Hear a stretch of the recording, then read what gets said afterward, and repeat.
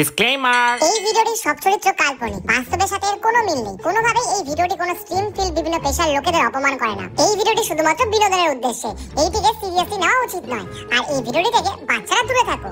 হাসতে গেলে লাগাতে হবে মানে হেডফোনটা। যাও যাও যাও, লাগিয়ে আসো।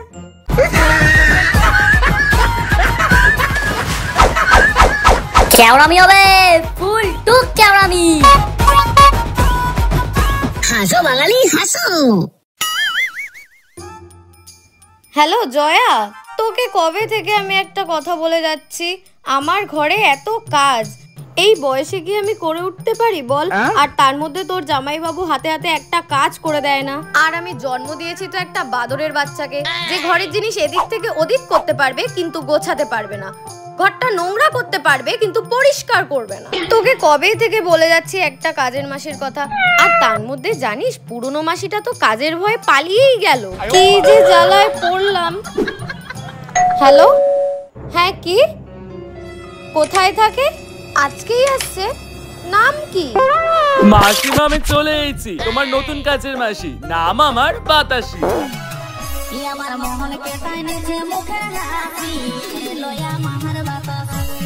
ও আচ্ছা আচ্ছা, এসে গেছো তুমি? আসো আসো, ভেতরে আসো। হ্যাঁ,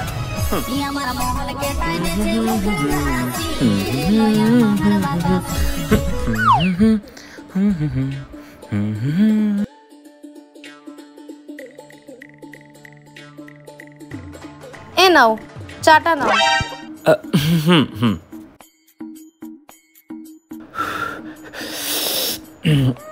থ্যাংকু থ্যাংকু।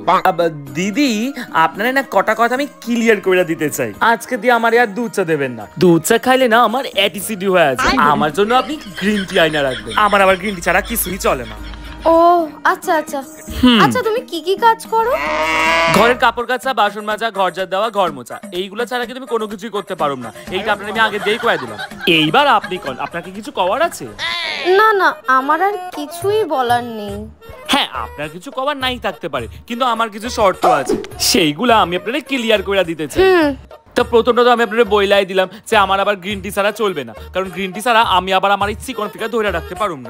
আচ্ছা, দ্বিতীয় হইলো গিয়া আমি কিন্তু আবার সাবান সুবান দিয়ে বাসন মাজতে পারুম না, আমার লিকুইড সোপ আইনা দিতে হইব, নইলে আমার হাত কার আবার নষ্ট হয়ে যাইবো না। আমার বয়ফ্রেন্ড আবার আমার প্রতি মাসে পেডিওর মেনিওর করায় দেয়, তো ও আবার এসব পছন্দ করে না।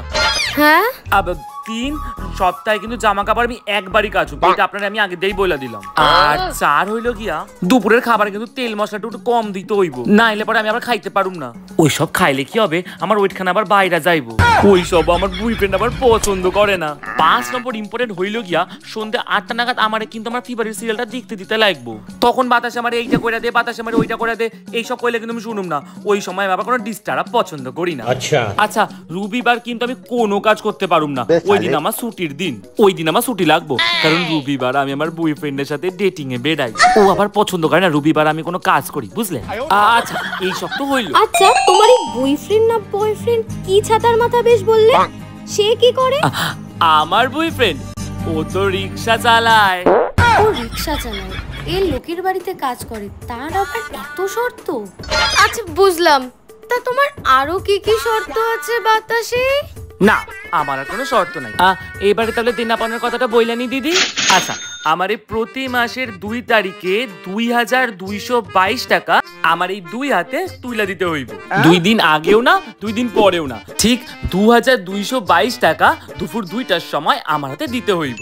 এই সবে যদি একটাও কিছু এদিক দিয়ে ওদিক হয়, তাহলে কিন্তু আমি কাজ করতে পারুম না, এই আপনারা আগে আমি বইলা দিলুম। না না, ঠিক আছে ঠিক আছে, তুমি কাল থেকে চলে এসো। আচ্ছা, তোমার ওই বয়ফ্রেন্ডের নামটা কি? বলতে বলতে আমার দুলাল ফোন করেছে, একদম 200 বছর বাঁচবে, ওর নাম দুলাল। দাঁড়ান দিদি। হ্যাঁ দুলাল, কোথায় আমার বুকের কলিজাটা? দেখ তুমিও না। আরে হে ভগবান, এটা আবার কাকে জোটালে? কি বলো? এটা তো ব্যানার্জি বাবুর বউয়ের সাথে খুব খারাপ হয়েছে। হ্যাঁ, এই ব্যানার্জি বাবুর যে চরিত্রের দোষ আছে এটা আমি আগে থেকেই জানতাম। সে কি আর বলবো তোমাকে, আমি কাজ করতে গেলে না আমার দিকে বাজে নজরে তাকিয়ে থাকে। আর ওই যে ওদের বাড়িতে আগে কাজ করতো না বিনা, ওর সাথেও তো একবার নোংরামি করতে গিয়েছিল, ওই জন্যই তো কাজটা ছেড়ে দিল। তাছাড়া আমি ওনার নামে আরো অনেক কিছু শুনেছি, ওনার নাকি বাইরে আরো দুটো গার্লফ্রেন্ড ছিল। আর জানো তো প্রত্যেকদিন মদ খেয়ে এসে বউটাকে মারধর করতো। আমি বাবু অত কথা বলতে চাই না ব্যানার্জি বাবুর সাথে, নিজের কাজ করি আর বাড়ি চলে আসি। হ্যাঁ, আর কে কার বউকে মারলো ধরলো আমি অত দেখতে চাই না। হ্যাঁ রে মালতী, এইসব কি আমার কাজ? তখন থেকে ফোনে কথা বলে যাচ্ছিস, এবার এসে কাজগুলো কর, নাকি আমাকেই তোর কাজগুলো করে দিতে হবে? আরে না না মাসিমা, দাও দাও আমাকে দাও। তুমি জানো না মাসিমা, এই যে ব্যানার্জি বাবু আছে না, ওনার নামে সারা পাড়ায় কি সব রটে গেছে, সে কি কাণ্ড বাবা। দাদা বাবু আছে বলে ওসব কথা আমি মুখে আনতে পারছি না। থাক, তোকে এখন আর এসব মুখে আনতে হবে না। আর তাছাড়া তোর দাদা বাবু রাতের খাবার সন্ধ্যে 6টায় খায়, সেখানে এখন বাজে 8টা। এমনিতেই এলি দেরি করে, এখন কাজগুলো কর। আর তাছাড়া 30 বছর ধরে তোর দাদা বাবুর সাথে এই এলাকায় থেকে ভালো মতোই জানি কে কিরকম। আরে না গো মাসিমা, তুমি কিচ্ছু জানো না, তুমি অনেক ভালো ভালো একটা মানুষ। শোনো না, তোমাকে তো একটা কথা বলাই হয়নি। ওই যে উকিল বাড়িতে আমি কাজে যাই, ওই বাড়িতে ওরা নতুন একটা কাজের মেয়ে রেখেছে, আর সেই মেয়েটা আবার আমার নামে কে গালমন্দ করেছে। আর উকিল বাড়ির বউ আমাকে সেই কথা সব বলে দিয়েছে। ও কি জানে আমি ওই বাড়িতে কত বছর ধরে কাজ করছি, আমার সাথে কেমন সম্পর্ক? নিজেই নিজের জায়গাটা না নষ্ট করলো। কি গো, আর কতক্ষণ লাগবে? খবরের কাগজটা এতবার পড়লাম যে সব হেডলাইন মুখস্থ হয়ে গেছে। এই তো হয়ে গেছে দাদা বাবু। বলছি মাসিমা, শুধু কি আলুই কাটবো না? মানে আলুর তরকারি ছাড়া আর কিছু হবে না তো? না না। বলছি মাসিমা, আপনার নাতি কন্যাশ্রী পেয়েছে?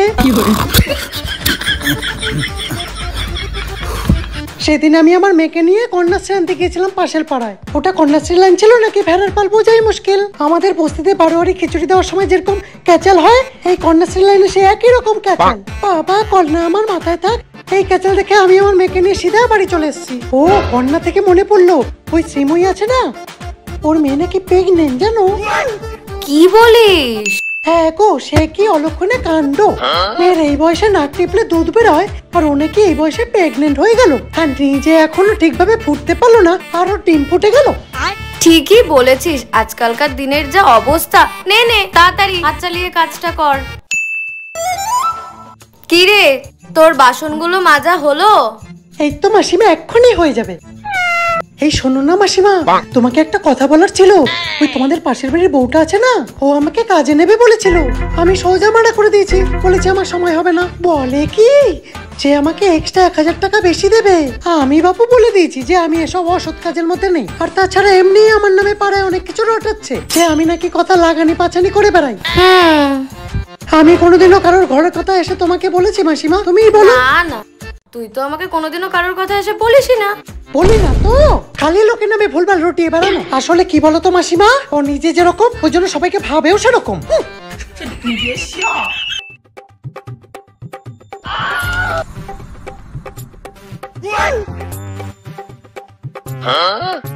এই জানো তো মাসিমা, তোমাকে একটা কথা বলি। তুমি আবার কাউকে বলো না জানো যে আমি তোমাকে বলেছি। তোমাদের পাশের বাড়ি শেফালি বৌদি আছে না, ওর ছেলে গো মাঝে মধ্যে তো আমাদের বস্তিতে যায় রাত্রিবেলা জুয়া খেলতে। হ্যাঁ, এই কথাটা না আমি আজ অব্দি কাউকে বলিনি, তোমাকেই বললাম। আমার কি দরকার বলো লোককে বলার? বড় ছেলে পরমানন্দ, যত চলে যাবে তত। নে তাড়াতাড়ি ঘরটা মোছ এবার।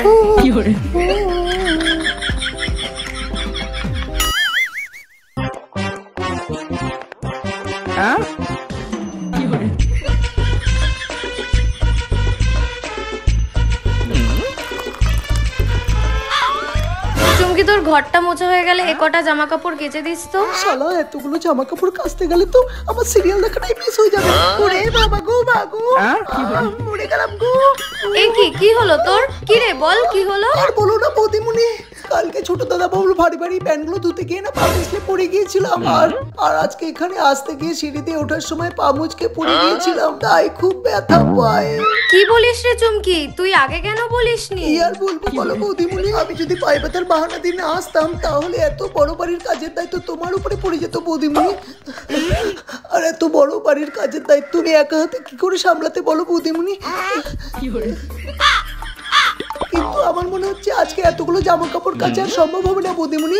না না না না, ঠিক আছে, তোকে আর আজকে এত জামা কাপড় কাচতে হবে না। তুই বরঞ্চ ঘরটা মুছে দিয়ে বাড়ি গিয়ে রেস্ট কর। এই পানি আজকে মনে হচ্ছে আমি এই ঘরটা বুঝতে পারবো না। তুমি আজকে দিনটা একটু সামনে নাও না বৌদিমুনি। কি ব্যথা। ও, ঘরটাও মুছতে পারবি না? ঠিক আছে যা, বাড়ি গিয়ে রেস্ট নে, কি আর বলবো। ঠিক আছে বৌদিমণি, আসলাম। আমাকে দিয়ে কাজ করো।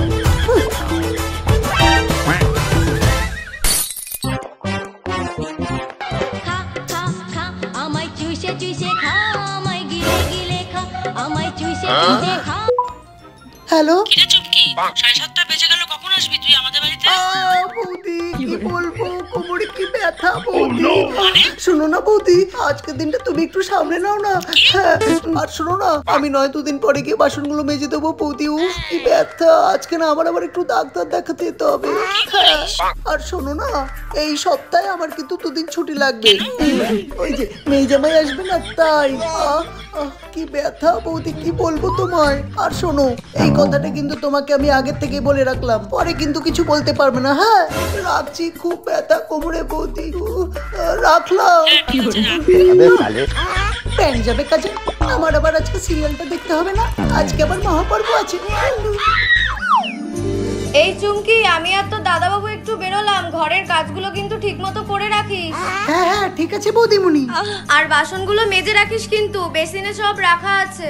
আরে হ্যাঁ হ্যাঁ, তুমি চিন্তা করো না, আমি সব কাজ করে রাখবো, তোমরা সাবধানে যেও। হ্যাঁ হ্যাঁ ঠিক আছে, আমরা আসছি, দরজাটা দিয়ে দিস।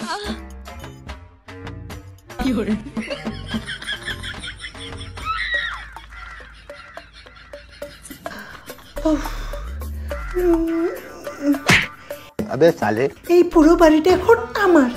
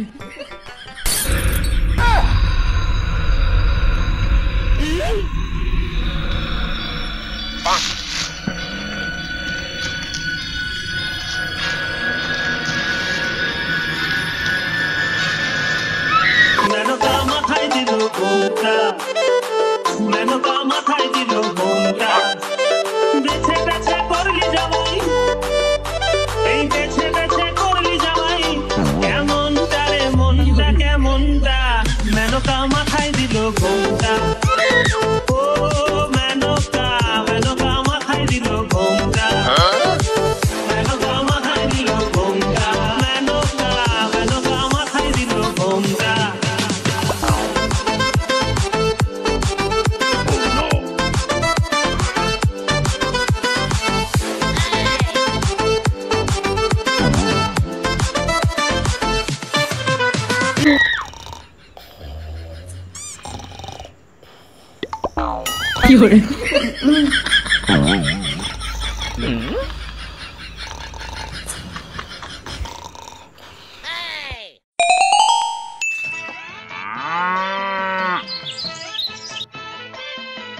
কি রে বাতাসি, আজকে তুই এত দেরি করে ফিরছিস? তোর কাজ তো অনেক আগেই শেষ হয়ে যায় রে। আসলে বাইশম্য ফ্ল্যাটে দাদা বাবু আমাকে রয়েছে ওই কাজ করতে বলে। তো তুমি এতদিন কোথায় ছিলে? তোমার তো টিকিটটাও খুঁজে পাইনি। আরে ঘোষবাড়ির কর্তা বাবু, ও তো ব্যাংককে গিয়েছিল কাজের সূত্রে, তা ওখানেও তো কাজের লোক দরকার, তাই আমাকে নিয়ে গেছিল ওখানে। বাবা, তাই বলে ব্যাংককে নিয়ে গেল? এই নাও ধরো।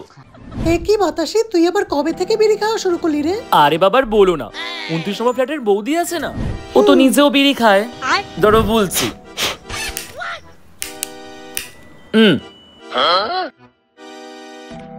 আর যবে থেকে ওদের বাড়িতে কাজ করা শুরু করেছি, তবে থেকে আমাকেও বিড়ি খাওয়া দৌড়িয়ে দিয়েছে। তুমি বলো, আগে আমি কখনো খেতাম এসব?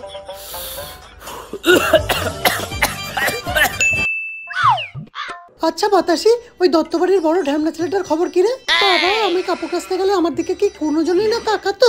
সে কি বলবো? কথা কি বলবো দিদি, ওই দত্তবাড়ির বড় ছেলেটা এখন তো 30 নম্বর ফ্ল্যাটের বৌদির সাথে ভিডিও কলে কথা বলে। কি বলি? হ্যাঁ, সেদিন ঘর মুছ থেকে ধরে ফেলেছিলাম। এই বাতাসি, বাতাসি, আরে এই বাতাসি, শোন না। এই চম্পাকে বারণ করে দিস কিন্তু, হ্যাঁ? ও কি সব রটাচ্ছে পাড়া? কেন, কি হয়েছে? আমি নাকি ঘোষবাড়ির কর্তাবাবুর সাথে ব্যাংককে গিয়ে ঢলিয়ে এসেছি। হ্যাঁ, একদমই ঠিক বলেছে। মানে ভুল বলেছে, এইসব তো একদমই বলা উচিত না। ঠিক আছে, আমি বলে দেবো, তুমি রাগ করো না। হ্যাঁ, জানো ওই বিল্ডিং এর সিকিউরিটি গার্ডের সাথে আমার একটু ভালো লেনদেন আছে না। ওই আমাকে খবর দিয়েছে, ওই যে 11 নম্বর বিল্ডিং এর রিম্পা বৌদি, ও নাকি রোজ রাত 2 নাগাদ কোথাও একটা যাবে আর ভোর 5টা নাগাদ ফিরবে। কোথায় যায় বলো তো? কি বলিস? তাহলে খোঁজ নিতে হবে তো। তাহলে আজকে রাতেই হবে নাকি? চলো।